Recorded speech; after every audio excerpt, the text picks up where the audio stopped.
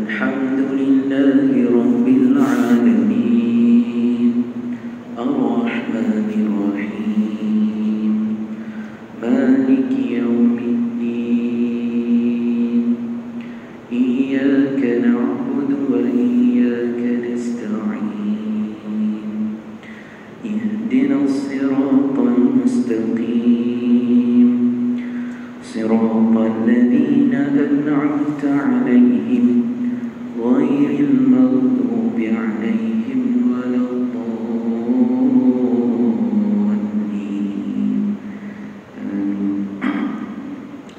أشهد أن لا إله إلا الله وأشهد أن محمدا عبده ورسوله اللهم صل على سيدنا محمد وعلى آل سيدنا محمد رضينا بالله ربا وبالإسلام دينا وبسيدنا محمد صلى الله عليه وسلم نبيا ورسولا. Yang dimuliakan Tuan Imam, Tuan Bilal, barisan pengurusan pentadbiran masjid, tuan-tuan, puan-puan yang dirahmati Allah sekalian. Apa khabar tuan-tuan, puan-puan?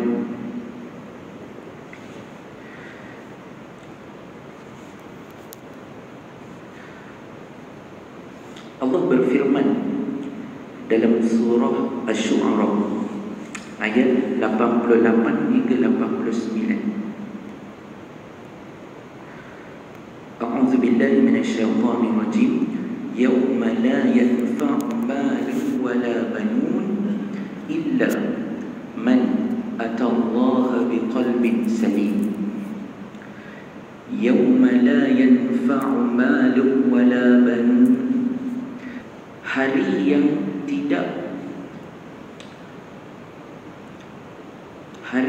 tidak ada manfaat harta dan anak pinak, illa, melainkan, man atallaha biqalbin salim, melainkan mereka yang bertemu dengan Allah dengan hati yang salim, biqalbin salim, dengan hati yang sejahtera, dengan hati yang selamat, dengan hati yang sehat. Pada hari akhirat tuan-tuan, pada hari pembalasan, pada hari kebangkitan, Allah sebut ada dua perkara yang tak boleh memberi manfaat: mal, harta, wala banun, dan anak pinak. Kita cuba tadabbur ayat ini, kenapa dua benda ini yang Allah sebut, bukan benda lain? Harta dan anak pinak. Allah tak sebut pangkat, Allah tak sebut kedudukan, tapi Allah sebut harta dan anak pinak. Tuan-tuan, maaf kalau saya sebut sini, tuan-tuan mesti sedia maklum saya tak sebut nama dia. Di Malaysia, tuan-tuan, ada pemimpin yang dibicarakan di mahkamah. Saya tak nak masuk politik, tapi tuan-tuan nampak fenomena ni, tuan-tuan sendiri faham. Ada banyak pemimpin yang dibicarakan di mahkamah, tuan-tuan, pemimpin politik.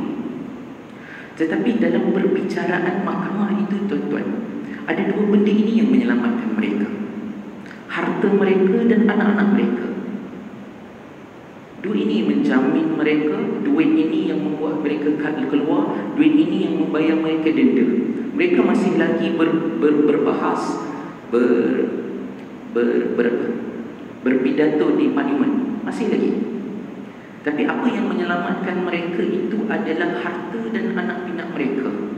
Yang jadi penjamin anak-anak mereka. Yang bawa mereka keluar adalah duit mereka. Yang bayar denda adalah hasil harta-harta mereka. Tetapi Allah nak beritahu dua benda ini tak akan dapat menyelamatkan pada hari perbicaraan di akhirat nanti. Tuan-tuan tengok, saya pernah bekerja di mahkamah selama 10 tahun, tuan-tuan. Saya nampak fenomena ini. Tak ada duit, tak boleh lepas. Secara umumnya lah, tuan-tuan, secara umum lah, di mahkamah, tuan-tuan, dia lebih kepada nak tunjuk siapa yang ada duit. Kita sistem lah. Dan kita tengok sistem di sinilah. Siapa yang ada duit, dia boleh bayar peguam yang baik. Dia boleh bayar peguam yang baik. Dan contoh tuan-tuan, satu kes, contoh saya bagi satu perumpamaan tuan-tuan. Seorang pesalah ni tuan-tuan, OKT, orang yang kena tuduh, peguamnya tuan-tuan dia guna biro guaman, biro bantuan guaman, bayarnya sikit. Biro bantuan guaman ni tuan-tuan, kalau kita nak dapatkan khidmat, dia kena tunjuk payslip, kena tunjuk pendapatan kita. Kalau pendapatan kita sekian-sekian, kita tidak layak. Maksud dia punya pendapatan mesti rendah, baru dapat bantuan biro bantuan guaman ni. Kalau pendapatan kita lebih tuan-tuan, kita tak layak, kena ambil peguam swasta. Kita tak boleh ambil. Bila peguam ini dibayar dengan rendah tuan-tuan, dia akan buat kerja dengan kerja yang rendah, dengan mengikut bayaran dia. Dan saya tengok tuan-tuan di mahkamah tuan-tuan, biasanya kaum India tuan-tuan, dia ada kes mahkamah tuan-tuan. Mereka biro bantuan guaman, kadang peguam-peguam ini datang bertemu saya, dia kata, kita buat bayar denda lah, kita suruh dia mengaku saja. Kita suruh dia mengaku saja, kadar bayaran denda rendah sikit. Itu kerja dia orang tuan-tuan, biro. Saya bukan nak memburukkan biro bantuan guaman, tapi saya nak bagi tahu kadar bayaran tu. Tapi tuan-tuan, kalau tuan-tuan bayar peguam yang hebat, dia akan buat dengan betul-betul selari dengan. Itu saya nak beritahu. Yang di mahkamah ini tuan-tuan, kebanyakan yang menjamin adalah ahli keluarga. Ahli keluarga. Tak ada. Kalau kawan tu memang tak ada dah. Kawan memang tak ada lah nak jamin. Ada, tapi tak ramai lah. Yang ramainya ahli keluarga. Tetapi saya nak bagi tahu kat sini tuan-tuan, pada hari dua perkara dapat menyelamatkan kita. Dua perkara ini takkan dapat menyelamatkan kita. Meskipun kita di dunia ini kita banyak harta, anak pinak kita semuanya kerjanya bagus-bagus, berjawatan besar, gaji besar, tidak dapat mampu menyelamat kita di akhirat nanti. Dua perkara ini Allah sebut. Tetapi Allah kata apa? Melainkan illa man atallaha biqalbin salim. Melainkan mereka yang datang bertemu dengan Allah dengan hati yang salim, biqalbin salim, dengan hati yang selamat, hati yang sihat, hati yang sejahtera.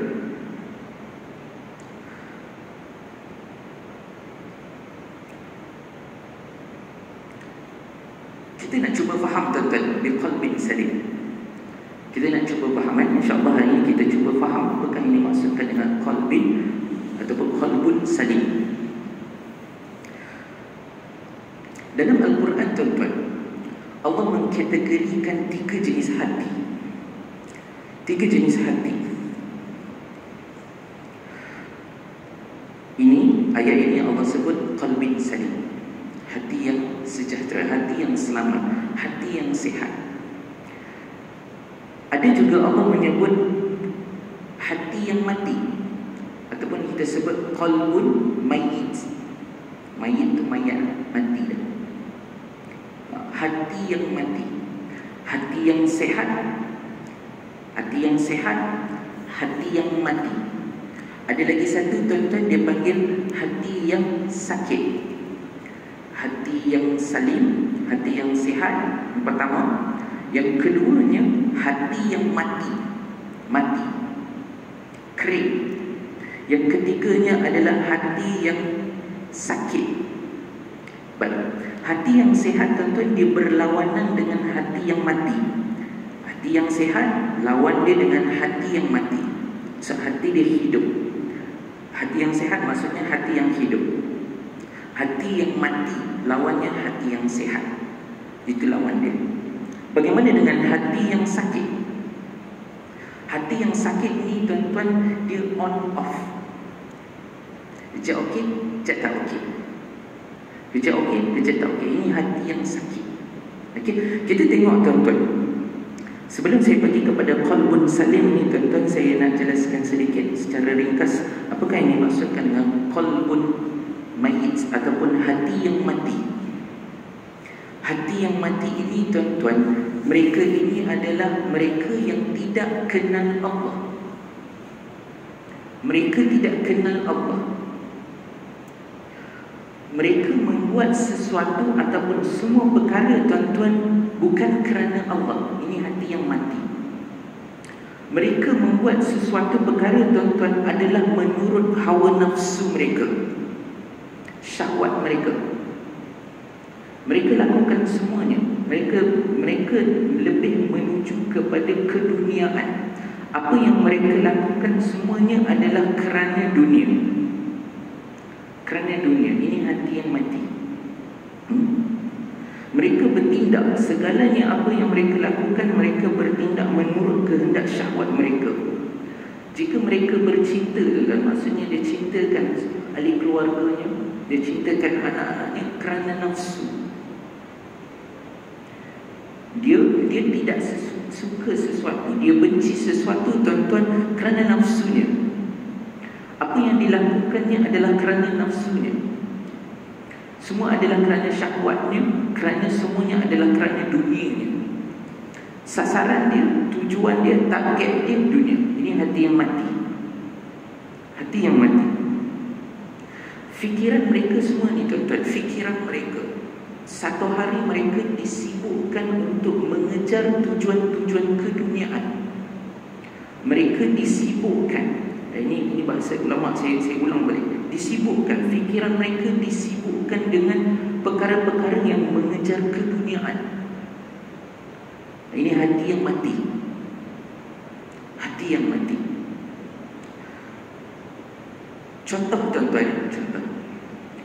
Kita ambil tadi mal ataupun harta dan anak pinak. Kita kumpul harta untuk apa, tuan-tuan? Tuan-tuan jawab sendiri. Tuan-tuan jawab sendiri. Saya timbulkan persoalan, tuan-tuan. Tuan-tuan kumpul harta untuk apa? Untuk apa? Persoalan ya. Tuan-tuan boleh jawab diri sendiri. Tuan-tuan tanya, tuan-tuan selama ini tuan-tuan bekerja, tuan-tuan kumpul duit kan? Kalau tuan-tuan ada beli emas, tuan-tuan simpan emas. Tuan-tuan beli rumah, tuan-tuan simpan. Tuan-tuan buat sewa. Semuanya tuan-tuan buat untuk apa? Untuk apa? Adakah untuk mencapai redha Allah ataupun mengejar keduniaan? Tuan-tuan kumpul duit. Contoh, tuan-tuan kumpul duit. Ataupun tuan-tuan dengan anak-anak tuan-tuan. Tuan-tuan, anak-anak tuan-tuan, kita hantar dia ke sekolah, tuan-tuan, untuk apa sebenarnya? Saya lihat, tuan-tuan, fenomena ini, tuan-tuan. Kebanyakan ibu bapa sekarang ni, tuan-tuan, ini peringatan untuk saya juga. Kita hantar anak kita, tuan-tuan, kita ajar, kita pergi hantar untuk pendidikan yang baik, tuan-tuan, adalah untuk dia, biasanya, tuan-tuan, untuk dia dapat pekerjaan yang baik nanti. Contoh, tuan-tuan, sekarang ini termasuk anak saya, ramai yang hantar anak ke sekolah Cina sebab bahasa Cina diperlukan dalam memohon kerja. Kalau tuan-tuan, saya tengok kalau ke public bank, banyak-banyak bank, tuan-tuan, antaranya adalah dia nak kebolehan berbahasa Mandarin. Jadi kita hantar anak ke sekolah Cina, tuan-tuan, sebab dia nak mahir bahasa Cina. Dia boleh berbahasa Cina sebab mudah untuk dia bekerja. Untuk dia bekerja, itu tujuan dia. Supaya dia senang hidup nanti. Hidup dia senang. Itu tujuan, kebanyakan.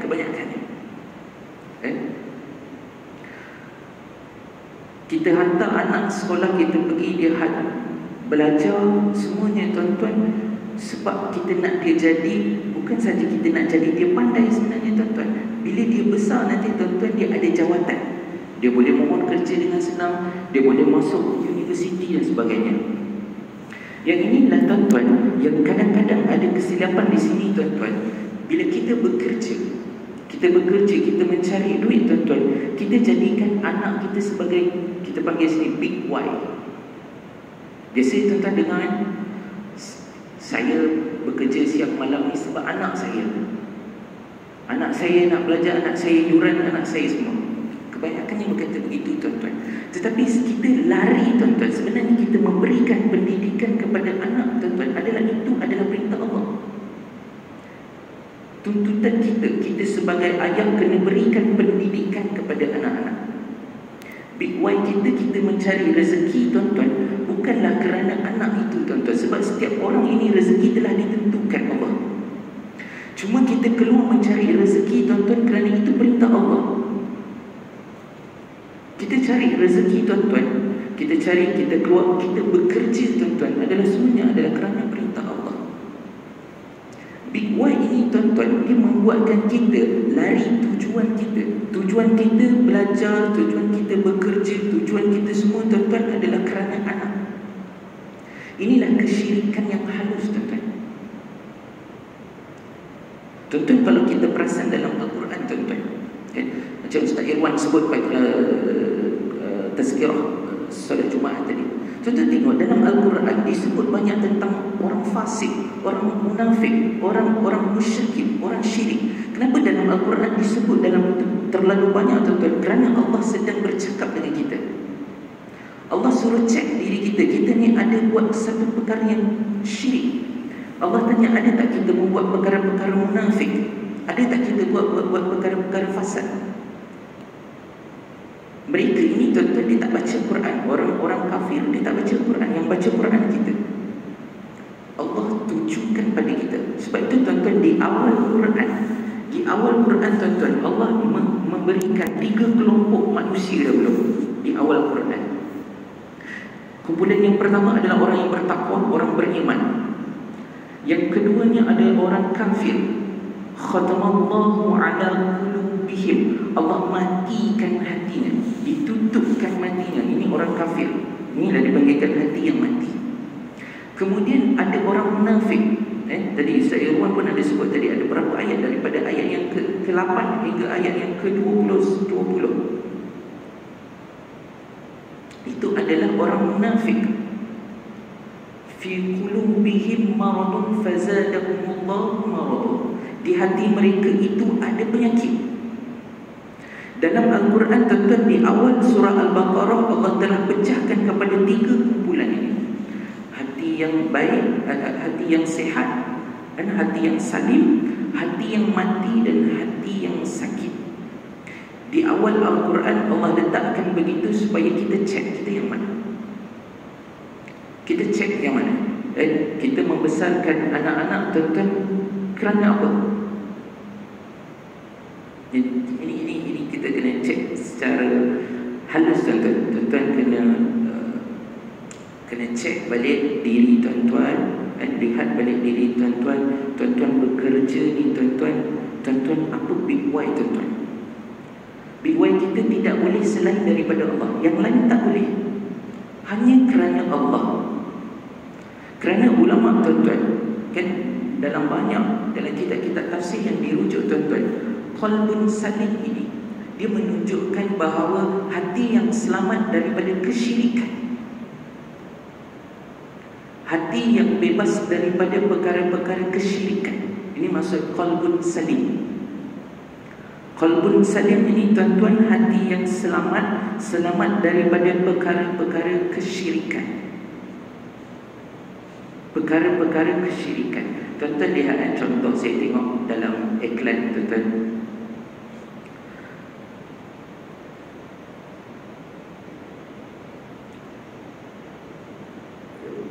Produk. Kita tengok testimonial produk.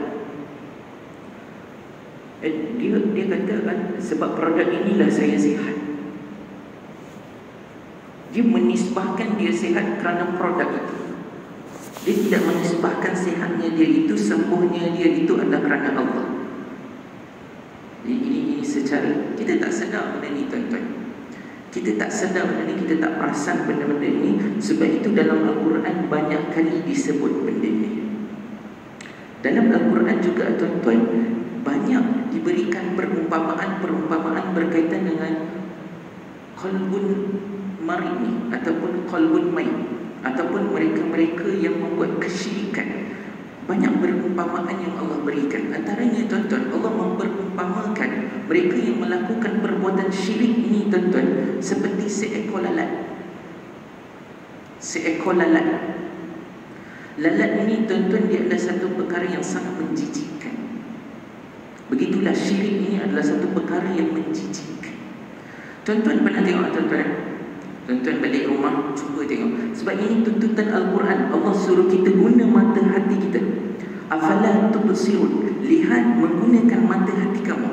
Ini tuntutan Al-Quran. Allah suruh kita lihat fenomena alam ini tuan-tuan, supaya kita dapat berfikir dan seterusnya kita dapat peringatan. Tuan-tuan cuba tengok lalat. Saya baru ni saya bawa anak saya. Saya bawa anak saya sebab saya nak faham. Saya bawa anak saya sekali tengok. Saya nak lihat pandangan anak saya. Sebab pandangan anak ni tuan-tuan bersih. Pandangan anak ni membawa kepada kita tadabbur ayat Al-Quran. Dan saya nak tengok apa yang dilihat itu, dan persoalan yang ditimbulkan itu saya nak cuba fikirkan. Ketika dia melihat tuan-tuan, dia nampak telur tu kecil. Telur itu kecil tuan-tuan, telur lalat. Telur lalat ni tuan-tuan dia kecil, halus sangat. Halus kan? Anak saya dia nampak kita nampak kelompok besar lah. Tapi anak ni dia nampak bintik-bintik kecil tu, telur yang kecil-kecil tu dia nampak. Kemudian tuan-tuan daripada telur itu dia jadi ulat. Ulat yang kecil tuan-tuan, kemudian dia makan dan semuanya dia jadi besar. Dia jadi besar tuan-tuan. Proses ini tuan-tuan, dia ambil masa dalam 24 jam saja. 24 jam saja. Dan nampak telur lalat tuan-tuan, sekejap lagi dah jadi ulat. Proses ini. Ketika dia jadi ulat tuan-tuan, dia sudah membusuk. Bau ulat tu sudah busuk. Saya bawa anak-anak saya tuan-tuan tengok supaya mereka boleh lihat. Dan saya nak katakan, nak bawa benda ini menjijikkan. Dia lihat. Kemudian lalat itu kurung pada sampah-sampah ni tuan-tuan. Dan akhirnya kita tak selesa dan kita halau lalat tuan-tuan. Binatang yang tempat kita tak selesa tuan-tuan lalat. Tuan-tuan selesa ke dengan lalat? Tak selesa kan? Mesti tak selesa kan? Kita halau, kita rasa kalau ada kat sini pun dia duduk diam pun kita rasa nak halau. Dia duduk sini, duduk diam saja, kita rasa nak halau, kita rasa tak selesa dengan dia. Begitulah tuan-tuan, Allah memperumpamakan syirik di dalam Al-Quran dengan Allah memberi perumpamaan lalat dalam fenomena syirik ini. Dia bermula daripada yang kecil. Dan Allah minta kita membenci kesyirikan itu seperti kita membenci lalat. Allah nak kita menjijikkan kesyirikan itu seperti kita menjijikkan lalat itu. Jadi perumpamaan di dalam Al-Quran. Allah minta kita lihat, Allah minta kita fikirkan. Dan dia akan teli, dia akan seimbang dengan Al-Quran. Jadi akan seimbang dengan Al-Quran. Ini tuan-tuan, yang dimaksudkan dengan qalbun salim. Qalbun salim sekali lagi tuan-tuan, dia adalah selamat daripada kesyirikan. Syirik tuan-tuan. Syirik ini tuan-tuan, dia bukan sahaja yang kita nampak yang tu besar-besaran lah, yang disembah berhala atau agama-agama lain tu tuan-tuan. Dia adalah satu keadaan yang jelas kita nampak. Dia sembah berhala, dia beribadah dengan kaedah ibadah agama mereka, itu jelas. Tetapi Al-Quran banyak menyebutkan di dalam Al-Quran tuan-tuan, yang kita baca hari-hari ini tuan-tuan, adalah di mana Allah suruh cek diri kita, adakah ibadah kita ini tuan-tuan, ataupun segala perkara yang kita lakukan ini tuan-tuan ikhlas kerana Allah.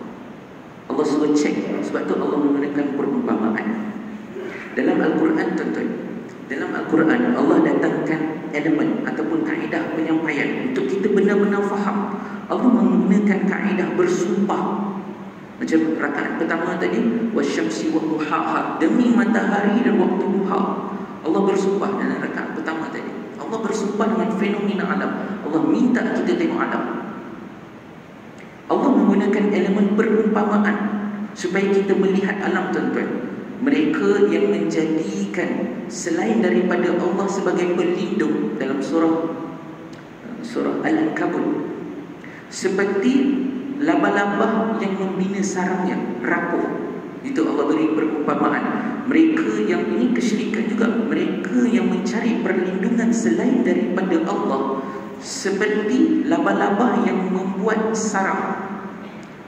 Sarang laba-laba tu tuan-tuan usik, dia rapuh. Begitulah rapuhnya mereka yang menggunakan selain daripada Allah sebagai pelindung. Allah menggunakan perumpamaan supaya kita berfikir. Allah suruh kita tengok. Tuan-tuan tengok kat rumah tuan-tuan ada sawah, masih ada sawah. Tuan-tuan ajak anak, sentuhkan dia. Dan kemudian tuan-tuan beri terjemahan pada ayat itu. Surah Al-Ankabut ayat 41. Tuan-tuan berikan anak di situ. Maka anak akan lihat fenomena alam, apa yang dia nampak dengan Al-Quran sama. Di situlah anak-anak akan belajar untuk menjadikan Al-Quran sebagai rujukan. Dia tahu Al-Quran mesti betul, Al-Quran mesti benar, dia dah nampak. Jadi tuan-tuan lihat, ini elemen Allah menggunakan elemen sumpah, Allah menggunakan elemen perumpamaan. Dalam Al-Quran juga tuan-tuan, Allah menggunakan elemen kisah. Allah berikan perumpamaan, Allah bagikan cerita supaya kita benar-benar faham. Dan cara untuk kita faham Al-Quran, tuan-tuan, kena berfikir. Kena berfikir. Jadi tuan-tuan, hati yang sihat, hati yang selamat ini tuan-tuan, Allah minta kita fungsikan hati itu. Saya beri contoh tuan-tuan, tangan ni ya tuan-tuan, tangan ataupun kaki tuan-tuan. Pengalaman saya sendiri, jasad kaki saya. Saya dulu pernah aksiden tuan-tuan, kaki saya simen dalam masa lebih kurang 28 hari. Di simen tuan-tuan. Kaki saya di simen ini ada tulang patah di sini tuan-tuan. 28 hari kaki ini tidak digunakan. Mungkin tuan-tuan ada pengalaman, tuan-tuan bila mungkin ada pengalaman yang ni tak digunakan. Selepas dibuka simen ni tuan-tuan, kaki saya ni tak boleh memijak. Rasa ngilu. Mungkin kalau tuan-tuan ada pengalaman tuan-tuan, dia rasa ngilu dan kaki saya ni dia kecil sebelah. Kaki ni kaki belah kiri dia jadi kecil, yang ni jadi besar. Sebab yang ni yang memijak, yang banyak memijak. Bila dia tak berfungsi tuan-tuan, kita tak gunakan dia tuan-tuan, dia akan mati. Yang ini kebas, dia dah jadi kebas, dia dah jadi ngilu, tak boleh nak berpijak sebab tak gunakan. Jadi Al-Quran ini tuan-tuan mengajak kita gunakan hati kita supaya akhirnya dia akan jadi hati yang selamat, hati yang sihat. Untuk sihat tuan-tuan, fizikal kita tengok, nak gunakan, kita kena guna dengan baik. Mata kita tuan-tuan, secara umumnya kalau kita nak bagi mata kita ni elok tuan-tuan, kalau kita tengok handphone tuan-tuan, dia ada jarak yang ditentukan. Ada jarak dia. Nak tengok TV, saya dulu kecil-kecil dulu, mak saya dengan ayah saya pantang kalau kita duduk TV dekat, yang sudah jauh. TV dulu tuan-tuan, rumah tu saya letak, ayah saya dia letakkan tinggi supaya kita tak tengok dekat-dekat, sebab tak nak bagi mata rosak. Bila kita jaga mata dengan baik, kita gunakan mata dengan baik tuan-tuan, mata itu akan sihat. Tapi kalau kita gagal memfungsikan ataupun memfungsikan mata itu dengan cara yang salah, dia akan rosak. Begitu juga dengan qalbun kita tuan-tuan. Bila kita memfungsikan dia dengan perkara-perkara keduniaan, dia akan rosak. Perkara hati kita ini tuan-tuan, bila kita ini cuma ingatkan, kita fikirkan perkara-perkara keduniaan, perkara-perkara yang memenuhi kehendak syahwat kita tuan-tuan, maka hati kita akan rosak. Dan daripada rosak ataupun sakit ini tuan-tuan, dan akhirnya dia akan jadi mati. Dia akan jadi mati. Maka tuan-tuan, Allah As-Salam, ini sambung daripada selepas ini, kita nak kenal nama Allah As-Salam. Allah As-Salam ini tuan-tuan, dia nak bertemu dengan kita tuan-tuan, dia nak kita dalam keadaan yang kita ini juga salam. Sebab itu tuan-tuan, illa man atallaha biqalbin salim, melainkan mereka yang datang bertemu dengan Allah dengan hati yang selamat, hati yang sihat. Allah As-Salam, Allah nak bertemu hambanya yang memiliki qalbun salim. Kalau kita ni memiliki qalbun mayit, hati yang mati, Allah tak nak jumpa kita. Kalau kita ni mempunyai hati yang sakit tuan-tuan, Allah tak nak jumpa kita. Allah nak jumpa dalam tiga ini tuan-tuan, satu je, qalbun salim. Tuan-tuan, ulama menyenaraikan apakah yang dimaksudkan salim ini tuan-tuan, dia ada 5. Cuma yang ini saya sebut satu dulu tuan-tuan, insyaAllah akan datang kita sambung lagi. Saya nak sebutkan dulu sini tuan-tuan, utama dia adalah selamat daripada kesyirikan. Ini yang paling besar, ini yang paling utama dia, yang perlu kita beri perhatian, bahawa hati kita mesti selamat daripada kesyirikan. Daripada kesyirikan. Allah nak kita betul-betul ikhlas. Kita betul-betul ikhlas. Yang kita buat ini kerana Allah. Maaf tuan-tuan, saya kongsi sedikit pengalaman saya tuan-tuan. Ini proses Allah mendidik saya. Saya kongsi sedikit tuan-tuan. Ketika di awal-awal saya mendapat tauliah tuan-tuan, awal-awal saya mendapat tauliah untuk mengajar tuan-tuan, Allah uji saya tuan-tuan. Allah uji saya sebab Allah nak memperbetulkan niat saya. Tuan-tuan, saya minta maaf tuan-tuan, saya jujur sikit, saya cerita tuan-tuan. Bila saya pergi tuan-tuan, habis saja kuliah tuan-tuan, saya tunggu orang salam saya. Tuan-tuan faham kan? Habis kuliah saya tunggu orang salam saya, tapi tak ada orang salam saya. Salam yang ada isi tuan-tuan. Saya tunggu. Tuan-tuan, 2 bulan tuan-tuan tak ada. 2 bulan saya mengajar. Dia sebenarnya bukan satu masjid tuan-tuan, 3 masjid macam tu. Saya kata memang tak dibayar ke?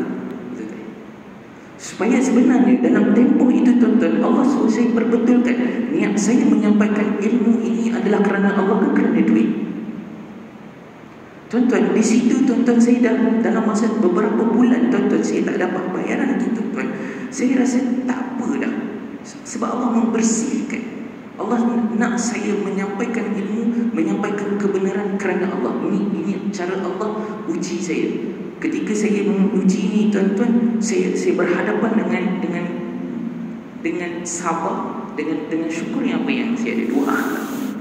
Saya bukan nak kata saya dibayar, bukan, tapi saya nak bagi tahu ujian itu adalah untuk Allah memperbetulkan niat saya. Allah memperbetulkan. Adakah saya buat ini kerana duit, ataupun saya buat ini untuk menyampaikan kebenaran? Ini jelas. Dan kemudiannya tuan-tuan, saya pernah juga tuan-tuan, contoh tuan-tuan, ini bukan di sinilah, saya pun tak ingat, saya pun tak nak ingat. Tak ingat tempatnya, tapi saya ingat kejadian dia lah. Waktu itu tuan-tuan, waktu itu saya betul-betul memerlukan duit. Waktu itu saya betul-betul memerlukan. Memang saya memerlukan duit. Tapi bila saya dapat malam itu tuan-tuan, dalam sampul itu tuan-tuan ada RM2. Mungkin dia tersalah masuk 50 tu RM1 gitu. Mungkin dia tersalah masuk, mungkin isi tergesa-gesa mungkin. Betul. Allah uji saya tuan-tuan dalam keadaan saya betul-betul memerlukan. Allah nak saya ni bergantung pada Allah ke bergantung pada duit. Jadi cara Allah memperbetulkan kita.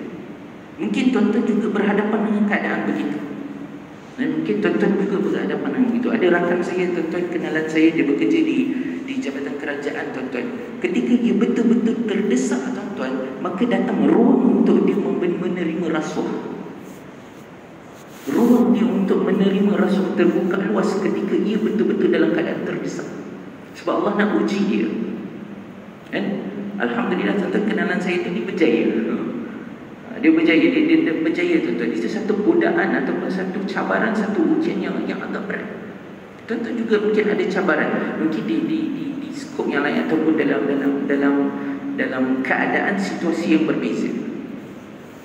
So Allah nak perbetulkan apa yang kita buat tuan-tuan, semuanya adalah kerana Allah. Kita ajar anak kita tuan-tuan kerana Allah. Dan kita membesarkan anak tuan-tuan pun semuanya kerana Allah. Setiap hari kita mesti berhubung dengan Allah. Dan sebab Allah As-Salam, dia nak bertemu dengan kita tuan-tuan dalam keadaan hati kita salim, hati kita selamat. Selamat daripada perkara kesyirikan. Ada lagi banyak tuan-tuan, ada 4 lagi perkara-perkara yang kita tidak ikut apa yang Rasulullah buat. Ada disebutkan perkara yang membawa kita selamat daripada menyenangkan syahwat, menyenangkan keduniaan kita. Ada banyak lagi. Nanti insya-Allah kita akan lihat. Allah nak kita datang dalam keadaan hati yang sihat, hati yang sejahtera, hati yang selamat. Kalau kita ni berada dalam keadaan hati yang mati tuan-tuan, kita perlu rawat dia. Kita perlu rawat, kita perlu ubatkan dia.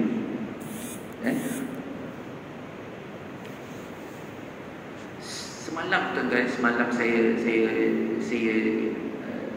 ikuti satu kelas online kan. Dalam tu tuan guru tu dia menyebut anak-anak ni tuan-tuan, bila lahir ni dia seperti kain yang putih.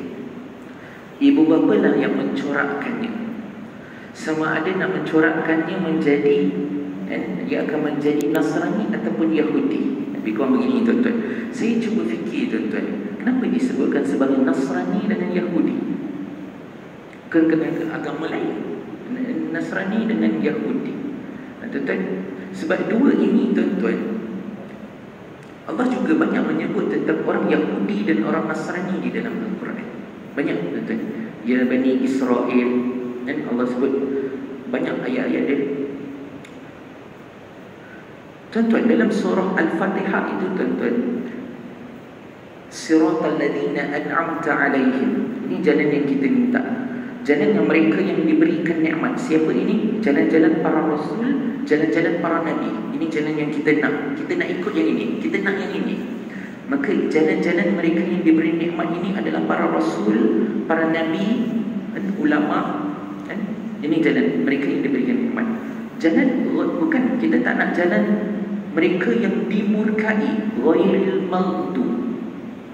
Kita tak nak jalan ini. Dan kita juga tak nak jalan orang yang sesat, waladhdallin. Ada 3 kelompok juga kat situ tuan-tuan. Kelompok yang pertama adalah orang yang diberi nikmat.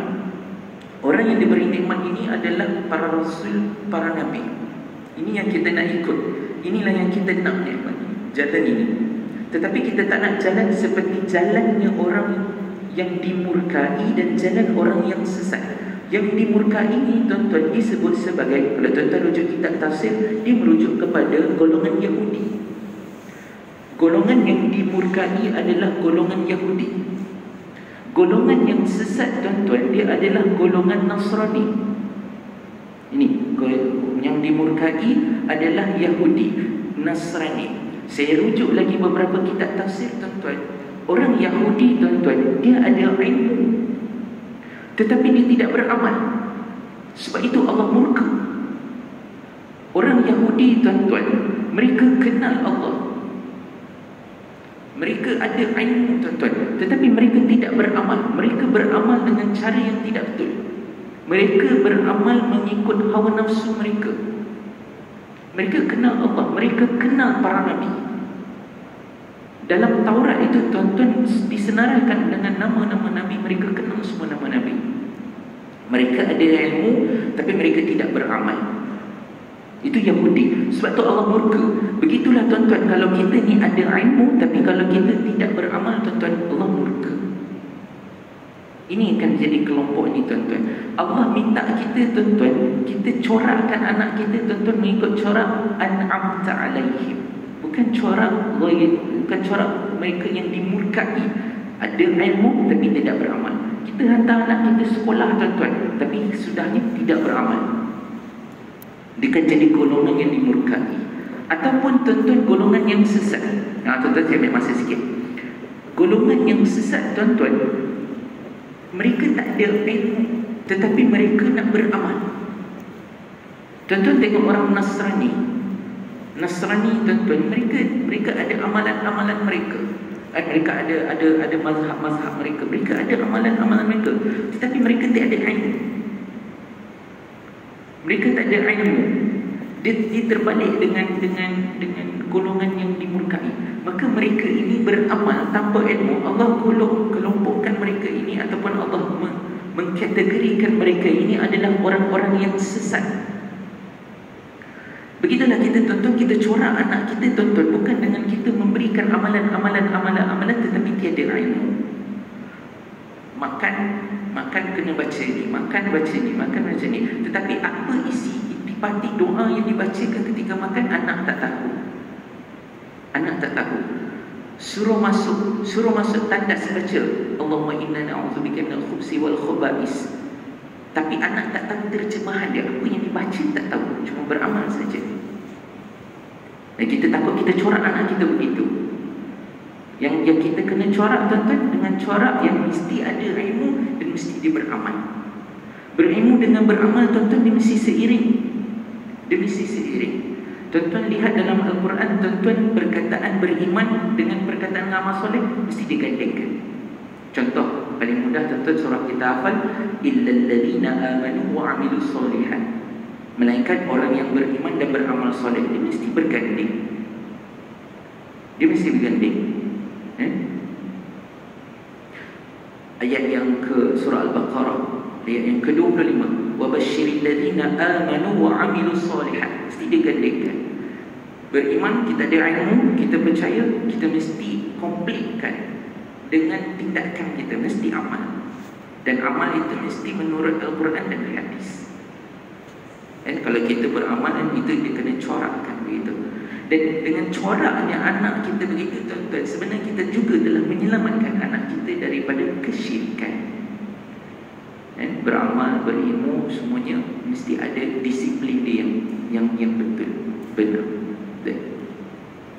Dan kerana itu, tuan-tuan, selepas solat, tuan-tuan, kerana selepas solat kita baca astaghfirullah, kita beristighfar. Kemudian selepas beristighfar, tuan-tuan, kita melafazkan kalimat tauhid kita, la ilaha illallah wahdahu la syarika lah. Kita terus baca. Dan kemudian kita minta kelepasan daripada neraka. Dan kemudian yang tuan-tuan, itulah yang kita baca yang banyak, kita sebut nama Allah As-Salam. Allahumma antas salam wa minkas salam wa ilaika ya'udus salam fahayyina rabbana bisalam wa adkhilna al-jannata darus salam. Kita minta, tuan-tuan, kita minta yang di hujungnya, tuan-tuan, kita dimasukkan syurga yang dinamakan sebagai Darussalam itu, tuan-tuan.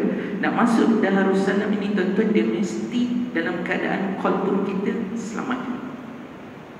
Jelas, tuan-tuan, jelas kita faham maksud ni. Allah As-Salam, dia nak bertemu dengan kita, tuan-tuan, dengan keadaan kita pun salim, kita ni selamat.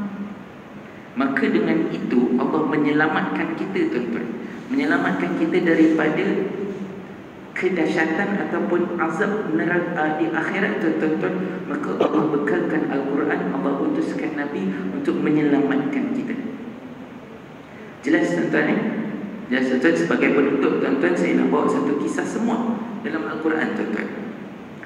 Semut ini, tuan-tuan, ketika Nabi Sulaiman ni, dia sampai satu lembah tua, dia lembah semut. Dia sampai satu lembah semut. Apa kata ratu semut? Jadi sebagai ratu semut. Ratu semut ni, tuan-tuan, kalau ini kita tengok juga fenomena alam. Ratu semut ni dia besar. Dia besar dan dia ada sayap. Dia ada sayap, dia besar. Maknanya dia boleh terbang sikit. Dan dia besar, dia boleh nampak. Kemudian dipanggil kepada semua sekalian semut, wahai sekalian semut, masuklah kamu ke dalam sarang kamu. Jika kamu tidak mahu dipijak oleh Nabi Sulaiman dan tenteranya, sedangkan mereka tidak tahu. Di sini, tuan-tuan, ibu ni dia nak menyelamatkan anak-anak dia. Dia nak menyelamatkan sebab apa? Dia dah nampak. Dia dah nampak bahaya yang akan datang. Dia nampak Nabi Sulaiman dan tenteranya nak lalu kawasan ini. Kalau tak masuk dalam sarang, confirm kena pijak semua ni. Maka dia nampak bahaya itu, tuan-tuan. Maka dia pun dengan penuh kasih sayang, bila Al-Quran, tuan-tuan, bila dipanggil ya ayyuhalladzina amanu, itu satu panggilan yang sangat lembut. Itu satu panggilan yang mulia. Bila Allah memanggil ya ayyuhalladzina amanu, itu satu panggilan yang mulia untuk kita. Satu panggilan yang mulia untuk kita. Maka kat situ, ya ayyuhan namlu, wahai sekalian semut, masuklah kamu ke dalam sarang. Sebab apa, tuan-tuan? Ibu ini dia tak nak anak-anaknya semua dalam keadaan bahaya. Maka dia memberi peringatan supaya masuk dalam sarang. Dia cari solusi dia. Nak selamat, masuk dalam sarang. Bukannya merayau-rayau lagi, bukan keluar lagi. Dan begitulah, tuan-tuan, kita sebagai seorang ayah, tuan-tuan, kita datang, tuan-tuan, anak kita tak datang sekarang ni, bawah 15 tahun, tak dapat nak datang masjid, tak dapat datang surau, tak dapat nak ikut kelas-kelas ni, tuan-tuan. Saya buat kelas untuk anak-anak, tuan-tuan, Jabatan Agama minta saya tangguhkan dulu, tak boleh buatkan lagi. Dan tadi tuan-tuan, peranan kita sebagai ayah tuan-tuan, duduk kat rumah, kita kena ajar anak-anak kita. Dengan mana? Dengan menyelamatkan mereka daripada kesyirikan, selamatkan mereka daripada perbuatan-perbuatan yang dilarang dalam Al-Quran. Baik tuan-tuan, sekadar itu saja tuan-tuan. Saya mohon maaf jika ada terkasar bahasa. Kita tangguh dulu dengan tasbih kafarah dan surah Al-Asr. Subhanakallahumma wa bihamdika asyhadu an la ilaha illa anta astaghfiruka wa atubu ilaik. Subhanakallahumma wa bihamdika asyhadu an la ilaha illa anta astaghfiruka wa atubu ilaik. Subhanakallahumma wa bihamdika asyhadu an la ilaha illa anta astaghfiruka wa atubu ilaik. Bismillahirrahmanirrahim. Wal 'asr innal insana lafi khusr illa alladhina amanu wa 'amilus solihat wa tawassaw bil haqq wa tawassaw bis sabr. Bismillahirrahmanirrahim. Alhamdulillahirabbil alamin wassalatu wassalamu ala asyrafil anbiya'i wal mursalin wa ala alihi wa sahbihi ajma'in. Allahumma arhamna bil Qur'an waj'alhu lana imaman wa nuran wa hudan wa rahmah. Allahumma dzakkirna minhu ma nasina wa 'allimna minhu ma jahilna waj'alhu lana hujjatan ya rabbal alamin.